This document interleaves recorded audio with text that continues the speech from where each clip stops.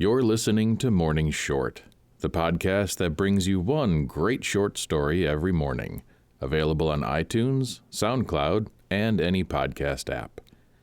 Today's story is The Master Thief by the Brothers Grimm. Before we begin, I'd like to remind you to visit share.morningshort.com and invite a few friends to Morning Short.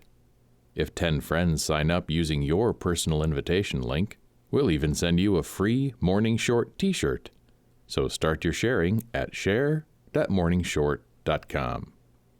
And now to the story. One day an old man and his wife were sitting in front of a miserable house, resting a while from their work. Suddenly, a splendid carriage with 4 black horses came driving up, and a richly dressed man descended from it. The peasant stood up, went to the great man, and asked what he wanted, and in what way he could be useful to him. The stranger stretched out his hand to the old man and said, "I want nothing but to enjoy for once a country dish. Cook me some potatoes in the way you always have them, and then I will sit down at your table and eat them with pleasure." The peasant smiled and said, "You are a count, or a prince, or perhaps even a duke. Noble gentlemen often have such fancies, but you shall have your wish." The wife went into the kitchen and began to wash and rub the potatoes, and to make them into balls, as they are eaten by the country folks. Whilst she was busy with this work, the peasant said to the stranger, "Come into my garden with me for a while. I have still something to do there." He had dug some holes in the garden, and now wanted to plant some trees in them. "Have you no children?" asked the stranger, "who could help you with your work?" "No," answered the peasant. "I had a son, it is true, but it is long since he went out into the world. He was a ne'er-do-well, sharp and knowing, but he would learn nothing and was full of bad tricks. At last he ran away from me, and since then I have heard nothing of him." The old man took a young tree, put it in a hole, drove in a post beside it, and when he had shoveled in some earth and had trampled it firmly down, he tied the stem of the tree above, below, and in the middle, fast to the post by a rope of straw. "But tell me," said the stranger, "why you don't tie that crooked knotted tree which is lying in the corner there, bent down almost to the ground, to a post, also that it may grow straight as well as these." The old man smiled and said, "Sir, you speak according to your knowledge. It is easy to see that you are not familiar with gardening. That tree there is old and misshapen. No one can make it straight now. Trees must be trained while they are young." "That is how it was with your son?" said the stranger. "If you had trained him while he was still young, he would not have run away? Now he too must have grown hard and misshapen?" "Truly it is a long time since he went away," replied the old man. "He must have changed." "Would you know him again if he were to come by you?" asked the stranger. "Hardly by his face," replied the peasant, "but he has a mark about him, a birthmark on his shoulder that looks like a bean." When he had said that, the stranger pulled off his coat, bared his shoulder, and showed the peasant the bean. "Good God!" cried the old man. "Thou art really my son!" And love for his child stirred in his heart. "But," he added, "how canst thou be my son? Thou hast become a great lord, and livest in wealth and luxury. How hast thou contrived to do that?" "Ah, father," answered the son, "the young tree was bound to no post, and has grown crooked. Now it is too old. It will never be straight again. How have I got all that? I have become a thief. But do not be alarmed. I am a master thief. For me there are neither locks nor bolts. Whatsoever I desire is mine. Do not imagine that I steal like a common thief. I only take some of the superfluity of the rich. Poor people are safe. I would rather give to them than take anything from them. It is the same with anything which I can have without trouble. cunning and dexterity. I never touch it." "Alas, my son," said the father, "it still does not please me. A thief is still a thief. I tell thee, it will end badly." He took him to his mother, and when she heard that was her son, she wept for joy. But when he told her that he had become a master thief, 2 streams flowed down over her face. At length she said, "Even he has become a thief. He is still my son, and my eyes have beheld him once more." They sat down to table, and once again he ate with his parents the wretched food which he had not eaten for so long. The father said, "If our lord, the count up there in the castle, learns who thou art and what trade thou followest, he will not take thee in his arms and cradle thee in them as he did when he held thee at the font, but will cause thee to swing from a halter." "Be easy, father. He will do me no harm, for I understand my trade. I will go to him myself this very day." When evening drew near, the master thief seated himself in his carriage and drove to the castle. The count received him civilly, for he took him for a distinguished man. When, however, the stranger made himself known, the count turned pale and was quite silent for some time. At length he said, "Thou art my godson, and on that account mercy shall take the place of justice, and I will deal leniently with thee. Since thou pridest thyself on being a master thief, I will put thy art to the proof.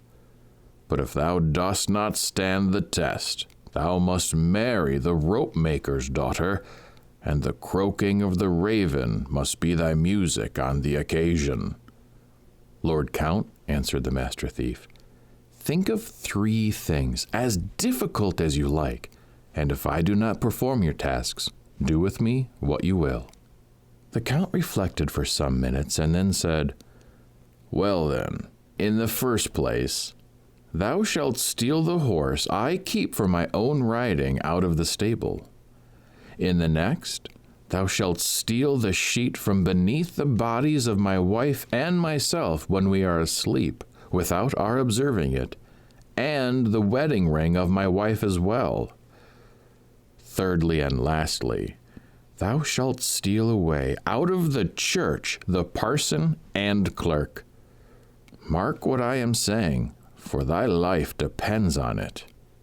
The master thief went to the nearest town. There he bought the clothes of an old peasant woman and put them on. Then he stained his face brown and painted wrinkles on it as well, so that no one could have recognized him. Then he filled a small cask with old Hungary wine, in which was mixed a powerful sleeping drink. He put the cask in a basket, which he took on his back and walked with slow and tottering steps to the count's castle. It was already dark when he arrived.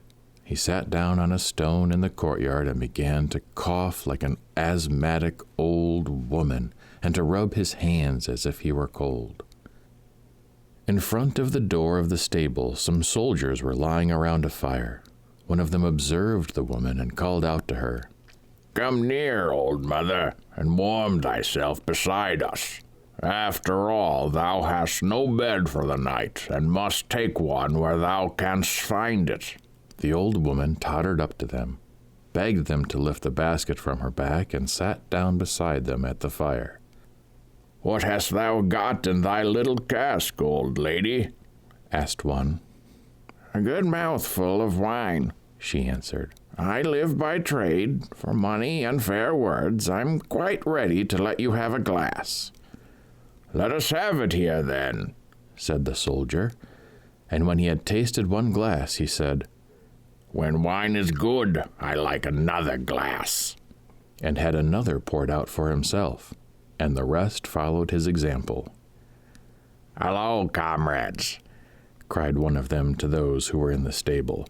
"Here is an old goody who has wine that is as old as herself. Take a draught. It will warm your stomachs far better than our fire." The old woman carried her cask into the stable. One of the soldiers had seated himself on the saddled riding horse. Another held its bridle in his hand. A third had laid hold of its tail. She poured out as much as they wanted until the spring ran dry. It was not long before the bridle fell from the hand of the one, and he fell down and began to snore. The other left hold of the tail, lay down, and snored still louder. The one who was sitting in the saddle did remain sitting, but bent his head almost down to the horse's neck, and slept and blew with his mouth like the bellows of a forge. The soldiers outside had already been asleep for a long time, and were lying on the ground motionless, as if dead. When the master thief saw that he had succeeded, he gave the first a rope in his hand instead of the bridle, and the other, who had been holding the tail, a wisp of straw. But what was he to do with the one who was sitting on the horse's back? He did not want to throw him down, for he might have awakened and have uttered a cry. He had a good idea. He unbuckled the girths of the saddle, tied a couple of ropes which were hanging to a ring on the wall fast to the saddle, and drew the sleeping rider up into the air on it. Then he twisted the rope around the posts and made it fast. He soon unloosed the horse from the chain. But if he had ridden over the stony pavement of the yard, they would have heard the noise in the castle. So he wrapped the horse's hooves in old rags, let him carefully out, leapt upon him, and galloped off. When day broke, the master galloped to the castle on the stolen horse. The count had just got up and was looking out of the window. "Good morning, Sir Count," he cried to him. "Here is the horse which I have got safely out of the stable. Just look how beautifully your soldiers are lying there sleeping. And if you will but go into the stable, you will see how comfortable your watchers have made it for themselves." The count could not help laughing. Then he said, "For once thou hast succeeded, but things won't go so well the second time. And I warn thee that if thou comest before me as a thief, I will handle thee as I would a thief." When the countess went to bed that night, she closed her hand with the wedding ring tightly together, and the count said, "All the doors are locked and bolted. I will keep awake and wait for the thief. But if he gets in by the window, I will shoot him." The master thief, however, went in the dark to the gallows, cut a poor sinner who was hanging there down from the halter, and carried him on his back to the castle. Then he set a ladder up to the bedroom, put the dead body on his shoulders, and began to climb up. When he had got so high that the head of the dead man showed at the window, the count, who was watching in his bed, fired a pistol at him, and immediately the master let the poor sinner fall down and hid himself in one corner. The night was sufficiently lighted by the moon for the master to see distinctly how the count got out of the window, onto the ladder, came down, carried the dead body into the garden, and began to dig a hole in which to lay it. "Now," thought the thief, "the favorable moment has come," stole nimbly out of his corner, and climbed up the ladder straight into the countess's bedroom. "Dear wife," he began in the count's voice, "the thief is dead, but after all, he is my godson, and has been more of a scapegrace than a villain. I will not put him to open shame. Besides, I am sorry for the parents. I will bury him myself before daybreak in the garden, that the thing may not be known. So give me the sheet. I will wrap up the body in it, and bury him as a dog buries things by scratching." The countess gave him the sheet. "I tell you what," continued the thief, "I have a fit of magnanimity on me. Give me the ring too. The unhappy man risked his life for it, so he may take it with him into his grave." She would not gainsay the count, and although she did it unwillingly, she drew the ring from her finger and gave it to him. The thief made off with both these things, and reached home safely before the count in the garden had finished his work of burying. What a long face the count did pull when the master came next morning and brought him the sheet and the ring. "Art thou a wizard?" said he. "Who has fetched thee out of the grave in which I myself laid thee and brought thee to life again?" "You did not bury me," said the thief, "but the poor sinner on the gallows." And he told him exactly how everything had happened. And the Count was forced to own to him that he was a clever, crafty thief. "But thou hast not reached the end yet," he added. "Thou hast still to perform the third task, and if thou dost not succeed in that, all is of no use." The master smiled and returned no answer. When night had fallen, he went with a long sack on his back, a bundle under his arms, and a lantern in his hand to the village church. In the sack he had some crabs, and in the bundle short wax candles. He sat down in the churchyard, took out a crab, and stuck a wax candle on its back. Then he lighted the little light, put the crab on the ground, and let it creep about. He took a second out of the sack, and treated it in the same way, and so on until the last was out of the sack. Hereupon he put on a long black garment that looked like a monk's cowl, and stuck a gray beard on his chin. When at last he was quite unrecognizable, he took the sack in which the crabs had been, went into the church, and ascended the pulpit. The clock in the tower was just striking 12. When the last stroke had sounded, he cried with a loud and piercing voice, "Hearken, sinful men! The end of all things has come. The last day is at hand. Hearken! Hearken! Whosoever wishes to go to heaven with me must creep into the sack. I am Peter, who opens and shuts the gates of heaven. Behold how the dead outside there in the churchyard are wandering about collecting their bones. Come, come and creep into the sack. The world is about to be destroyed." The cry echoed through the whole village. The parson and clerk, who lived nearest to the church, heard it first, and when they saw the lights which were moving about the churchyard, they observed that something unusual was going on and went into the church. They listened to the sermon for a while, and then the clerk nudged the parson and said, "It would not be amiss if we were to use the opportunity together, and before the dawning of the last day find an easy way of getting to heaven." "To tell the truth," answered the parson, "that is what I myself have been thinking. So if you are inclined, we will set out on our way." "Yes," answered the clerk, "but you, the pastor, have the precedence. I will follow." So the parson went first and ascended the pulpit, where the master opened his sack. The parson crept in first, and then the clerk.